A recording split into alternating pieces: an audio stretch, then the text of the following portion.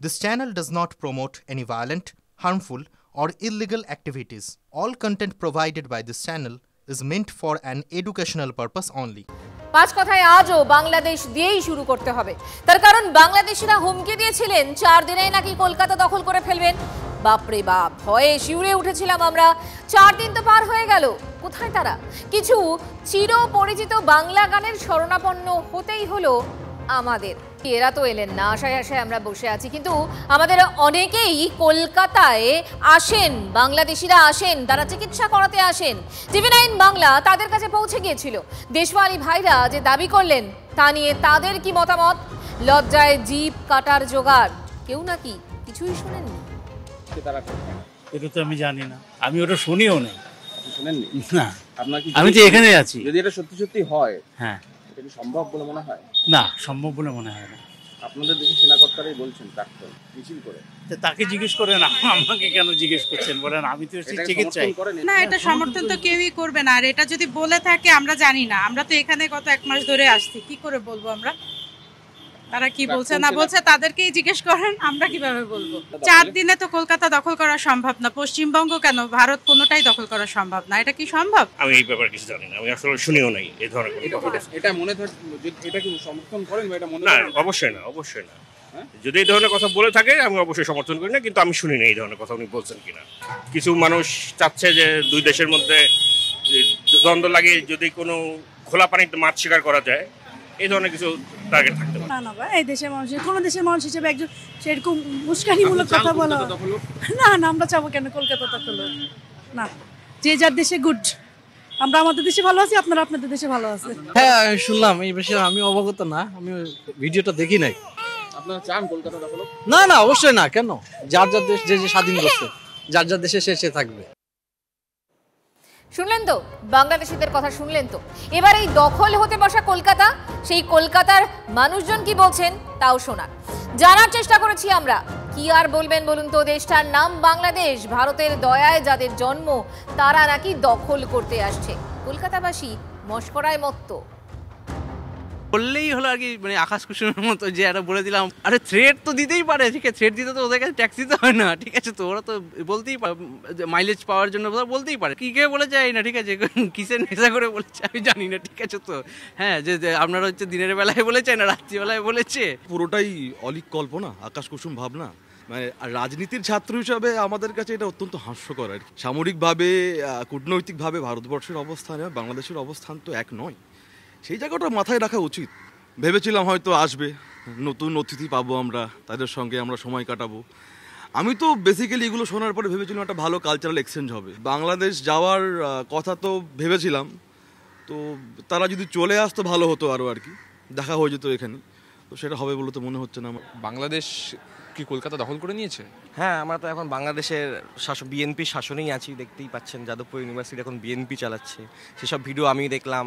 বয়স্ক মানুষরা নাকি বলছে 4 দিনে কলকাতা দখল করে নেব, তারপর উড়িষ্যা, তারপর বিভিন্ন রাজ্য। তারপর আরেকটা ভিডিওতে আমি দেখলাম নাকি তারা শুধু ভারত কেন, আমেরিকাও আমাদের কাছে ছোট বাচ্চা। তার কি বলবো, এই তো এই বিএনপির রাজ চলছে এখন, বিএনপির রাজে দাঁড়িয়ে আছি। এর থেকে বেশি তো আমার কিছু বলার নেই। কলকাতা দখল হয়ে গেছে না আছে সেটা এখন, মানে আমার একটা অন্য প্রশ্ন, সেটা হলো 4 দিনের যে গ্যাপটা সেটা পুজোর সময় নেওয়া উচিত ছিল। তাহলে কলকাতায় এসে একটু প্যান্ডেল ঘুরে যেতে পারতেন ওরা, আর বুঝতেও পারতেন যে এখানে পুজোটা কতটা সাম্প্রদায়িক সহাবস্থানে হয়। কাজেই পুজোর সময় আমি বলবো ওদের আটটু ডিলে করে তারপর 4 দিনের গ্যাপটা পুজোর সময় নিয়ে। যখন ওরা বললো আমরা যাচ্ছি 4 দিনে দখল করে নেবো কলকাতা, ভয় একেবারে মানে বাড়ির দরজা জানালা বন্ধ করে রাখছিলাম। মানে এত ভয় পেয়েছি আমরা ওদের এই গর্জন শুনে বাংলাদেশের। বাংলাদেশিরা হুমকি দিয়েছিলেন, এবার চলছে পাল্টা দেওয়ার পালা।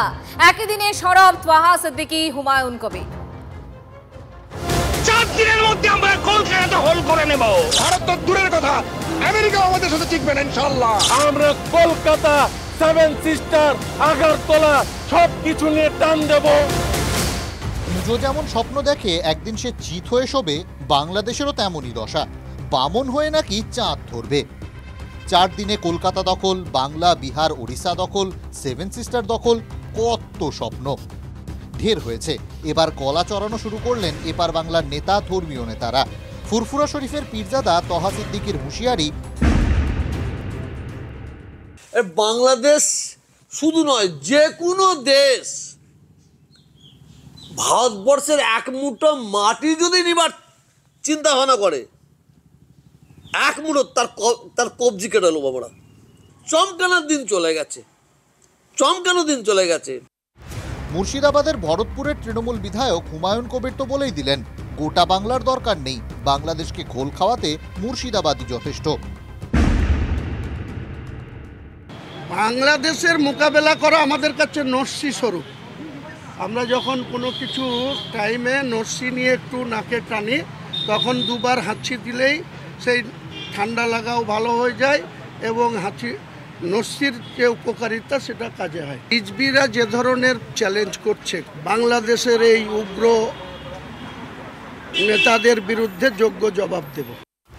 বিধানসভায় হুমায়ুনের সতীর্থ অশোক দিন্দা, প্রাক্তন ভারতীয় ক্রিকেটার, বর্তমানে বিজেপি বিধায়ক, বুধবার বিধানসভায় দাঁড়িয়েই বাংলাদেশের প্লেয়ারদের এদেশে ঢোকা আটকানোর পক্ষে সওয়াল করেছেন। যে বিসিসিআইকে অনুরোধ করব, আগামী দিনে যখন ইন্ডিয়া বনাম বাংলাদেশ খেলা হবে, অবশ্যই লিখিত এবং ঘোষিত বাংলাদেশ যেন ক্ষমা চায়। যদি এইটা যদি না করে তাহলে সাধারণ মানুষ অবশ্যই এটা মনে রাখবে এবং তার প্রতিক্রিয়াটা আলাদা হবে ড্রেসিং স্টেডিয়ামের মধ্যে, এবং তাতে আমি অবশ্যই জনগণের সাথেও আমিও পা মেলাম। তহা হুমায়ুন দিন্দা যখন আক্রমণে, তখন কথায় কথায় চিমটি কেটেছেন তৃণমূল নেতা কুণাল ঘোষ। এত ভয় পেয়ে আছি যে 4 দিনের মধ্যে কলকাতা দখল, ঠক করে কাঁপছি, শুধু নয়, যে কোনো মুহূর্তে তো কলকাতা দখল হয়ে যাবে। তো আমি সকাল থেকে এসে ফোর্ট উইলিয়ামের পাশে দাঁড়িয়ে আছি, বাবা এখানে কিছু হলে সেনা টেনা বাঁচাবে। বাংলাদেশকে হামলা দেশ বলে কটাক্ষ অখিল ভারতীয় সন্ত সমিতির মহামণ্ডলেশ্বর পরমাত্মানন্দজি মহারাজের। বাংলাদেশকে আমরা এখন আর বাংলাদেশ বলছি না, আমরা বলছি ওটা একটা হামলা দেশ। এগুলো বলে কমিক রিলিফ। অনেকক্ষণ ধরে সিনেমা দেখতে দেখতে মাঝে 2-4টে হাসির কথা শুনলে আমাদের মনটাও হালকা লাগে, সিনেমাটাও এনজয় করা যায়। তা অনেক দিন ধরে এই সংখ্যালঘু অত্যাচার তো হচ্ছে, এই জন্য একটু কমিক রিলিফ হচ্ছে মাত্র। কার্টুন চ্যানেলে যেমন হয় আর কি। Bureau report, TV9 Bangla. Bharat বিরোধী জিগির তুলে ঢাকা থেকে বিএনপির লং মার্চ, গন্তব্য ত্রিপুরার ওপারে আখাউড়া সীমান্ত। লং মার্চের আগাগোড়া ভারত বিরোধিতার সুর। আগামী ভোটের দিকে নজর রেখেই পুরনো কৌশল খালেদা জিয়ার দলে। সংখ্যালঘুদের উপর অত্যাচার পরিকল্পিত, সবটাই সে দেশের সংখ্যা গুরুদের কাছে টানার চেষ্টা, মত আন্তর্জাতিক সম্পর্ক বিশেষজ্ঞদের। রিল থেকে রিয়েল, বাস্তবেও যেন যুদ্ধে চলেছে হালদা রাজার সেনা। ভারত বিরোধিতার আগুন আরো উস্কে খালেদার সেনাও এখন সীমান্ত অভিমুখে। বিএনপির 3 শাখা সংগঠন, যুবদল, ছাত্রদল ও স্বেচ্ছাসেবক দলের লং মার্চ।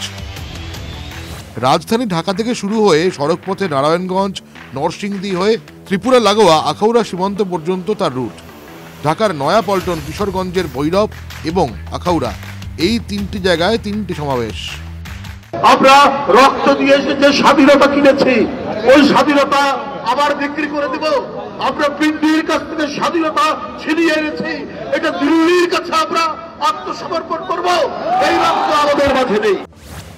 বাংলাদেশের স্বাধীনতা ছিনিয়ে আনার কথা ফলাও করে বলেছেন বিএনপির বর্ষিয়ান নেতা। কিন্তু তিনি কি ভুলে গেছেন 70-এর দশকে ভারত যদি আপনাদের পাশে না দাঁড়াতো তাহলে কি হতো? ইন্দিরা গান্ধীর কূটনীতি, মুক্তিযোদ্ধাদের প্রশিক্ষণে ভারতীয় সেনার অবদান, সব কি ভুলে গেছেন? তার কি মনে পড়ছে না যে কি করতো যদি না 1971-এর 4 ডিসেম্বর PNS গাজীকে সমুদ্র বক্ষেই ধ্বংস করে দিত ভারতীয় নৌবাহিনী? যে পাকিস্তান স্বাধীনতাকামী বাংলাদেশের লক্ষ লক্ষ মানুষের গণহত্যার জন্য দায়ী, বল প্রয়োগ করে যারা আপনাদের বাংলা ভাষার মর্যাদা কেড়ে নিতে চেয়েছিল, এখন খোলাখুলি সেই দেশের পক্ষে কিভাবে সওয়াল করতে পারেন বাংলাদেশের এক শ্রেণীর মানুষ? এ তো বিজয়ের মাসে বিশ্বাসঘাতকতা।